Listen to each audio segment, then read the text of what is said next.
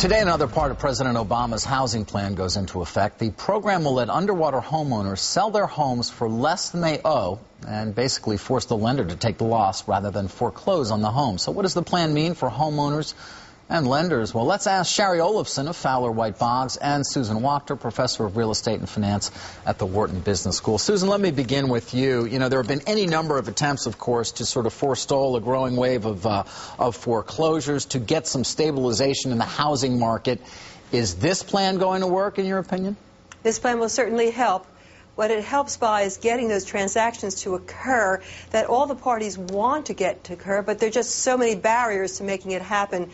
This facilitates it. Now, you know, in the past, they've also dealt with problems of securitization, meaning it was unclear exactly who held title to the home, or the mortgage, I should say, and getting the requisite approvals from all of those underlying lenders, if you will, have made it very difficult to get foreclosure mitigation. Does that continue to be a problem, Shari Olafson?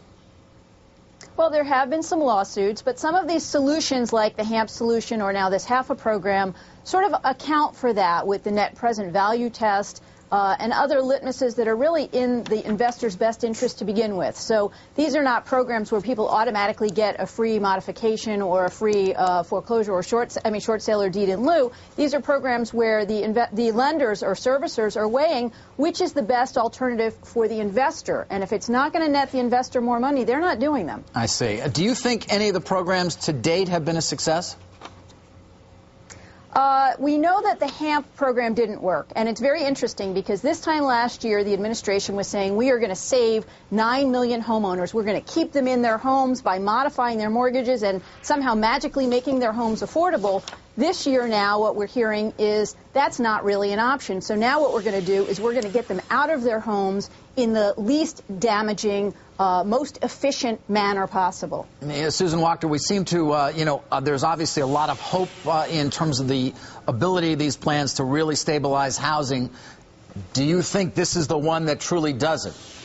I think it does move it a long way towards that. You know, the fundamentals are what ultimately matter, and the fundamentals should be hitting in a good way. That is, employment beginning to grow again, hopefully interest rates staying down, but this will help. Who's going to make the decision here? I'm just curious because to see if it's going to be successful. I mean, is it the person who's currently in the home? Is it the bank? Is it the servicer? Because it seems the answer to that question will determine whether this works. Well, to Aaron, start very with, few people actually.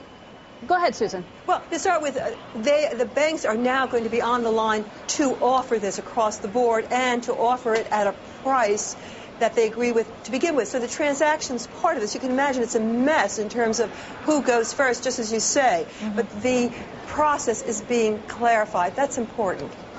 Yeah, Shari, right. I mean, it seems like that really is important. Until we know that, it's going to sort of be everyone seems like they're just going to kind of sit there and stall. Exactly. Yeah, well, Aaron, this program really only applies to certain people, so very few people are really going to be eligible for it. But what it does is it sort of primes the banks and the servicers for offering a program like this more globally to other people, and it provides a framework in terms of the documents, the timelines, and how the deficiencies and the credit